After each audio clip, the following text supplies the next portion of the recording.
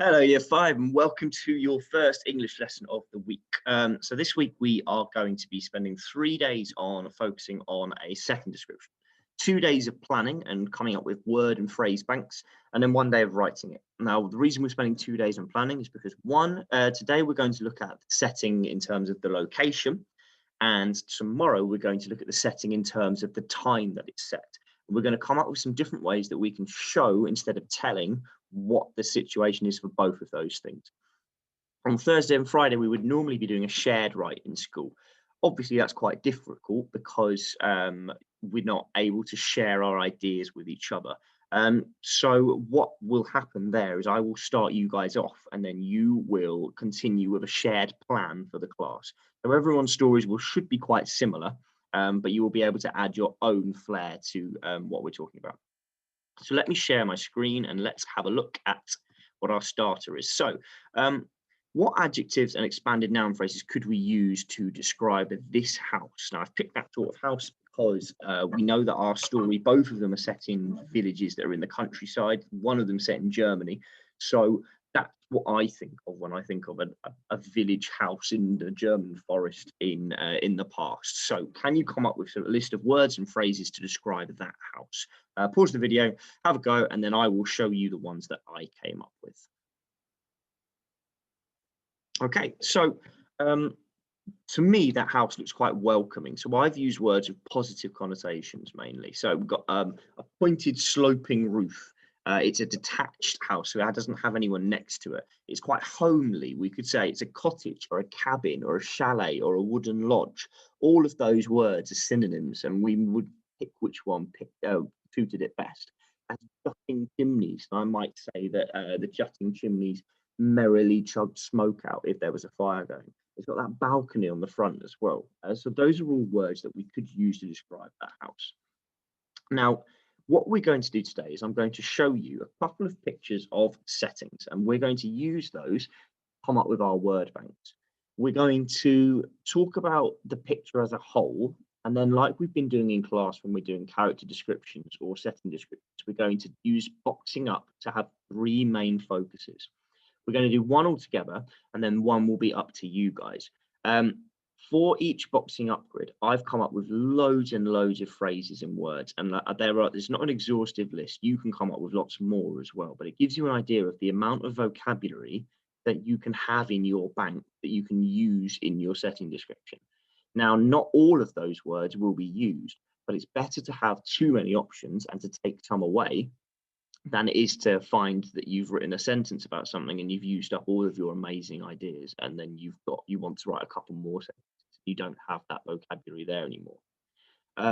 The other thing is that I've tried to find a range of connotations, because in our legends, if something goes wrong, we might want to change the tone of the story. We might want to change the village from being a welcoming, lovely place to being a bit of a scary place. And we can do that by changing the types of words that we use. Even words that mean the same thing can have different connotations, can make the reader view it in a different light.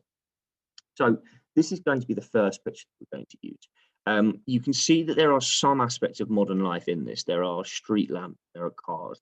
So what I'm going to do for the purposes of this, I'm going to ignore those parts because we know that legends are set in the past. And if I were talking about cars and roads and things like that, it might make the reader get a bit confused about when the story is set. So if you want to, pause it now and have a go at scribbling down some words to describe the whole scene. But I'm going to show you what I came up with for it. So you can see it's the countryside, nestled in the valley, leafy, cobbles to describe the street, sleepy, quiet, quaint village. They're all lovely ways of doing it. If you're describing a village as sleepy, you mean that not a lot happens there. It's charming, it's simple, it's small, it's idyllic, it's picturesque. Both of those mean it's very pretty, it's very aesthetically pleasing. So those are words I might use to describe it as a whole. And then gradually I will zoom in and I will pick 3 different aspects that I'm going to really focus on in depth. The 3 that I've picked are the forest in the background, one of the houses or the houses in general, and the river. Particularly with the forest and with the river, they're really effective to change the tone of a story, because a forest can seem like a really welcoming place if you describe it in one way, and then you can change it so that it seems like a really foreboding place. The same with a river. If the river is moving slowly, then it seems quite nice, quite whimsical, quite calm. As the story develops, as we get to the problem, maybe the river starts rushing, and we can change that vocabulary that we're using. So here are some of the adjectives and expanded noun phrases that I've used to describe the trees. Now you can see I've gone with forest and woodland. I haven't said the word jungle because jungle tends to be tropical, and our stories are set in either Germany or England. We don't have that tropical climate, so I haven't used the word jungle. Trees, canopy to describe the top of the trees, green and emerald, leaves deep in the forest, fluttering emerald ribbons to describe some of the different types of leaves, leaves tossed in the breeze, the forest floor cloaked in darkness, eerie greenish gloom. Both of those have got quite negative connotations. And flowers bloomed in the grass like jewels on a green carpet. That's a lovely simile. Again, it's a positive side of the wood. So maybe at the start, when everything is going fine, that's how we want to describe it in a positive way. And then as things start to go wrong, and as we get towards our problem, the forest can start to be described in a different way. For the houses, I've used some of the same words, but I have changed a few of them from our starter task. So I've still got a cozy, beautiful front garden, maybe well tended. We can't see that in the picture, but I've used my imagination for that bit. So it's homely, the houses are nestled together, wooden shutters thrown open. That tells us a bit about the weather, and that the people might be happy to see each other because they have their windows open so they can wave to each other from there, all of that sort of thing. And then for the river, move my face again. Rivers are amazing to describe. You can come up with personification, like it danced across the rocks, a babbling brook. You can come up with metaphors. You can say that the river is a long snake in ribbon. You can come up with similes, where you can say it's glimmering like a lazy grey snake. So as smooth as glass. We can say it flowed, it was tranquil, it was peaceful, it was shallow, it ambled, it splashed. We say it's a river, we say it's a stream. If we want, it meandered through the village. If we wanted to start using that negative connotations, we could say that it rushed, we could say that it pushed, we could say that it was bursting at its banks, we could say that it was torrents. There's lots and lots of different language we can use to change the perception of the river. So that's my 3 focus parts for this picture. Now, it's up to you if you want to describe that picture, or if you would like to have a go with this one. So this has got the same sort of features. We've got those same idyllic houses.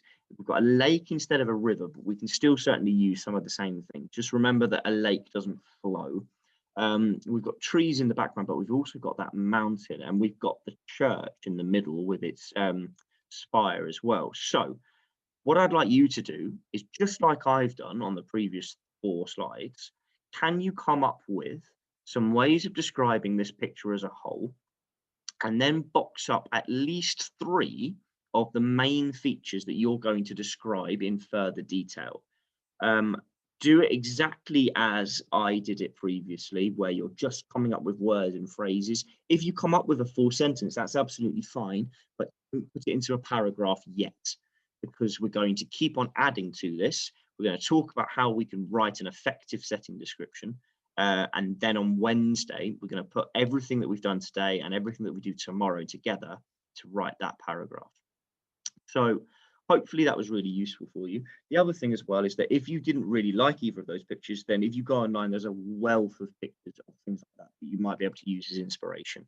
Good luck with it, and send me over all of your amazing ideas, and please feel free to use some of the ones that I came up with.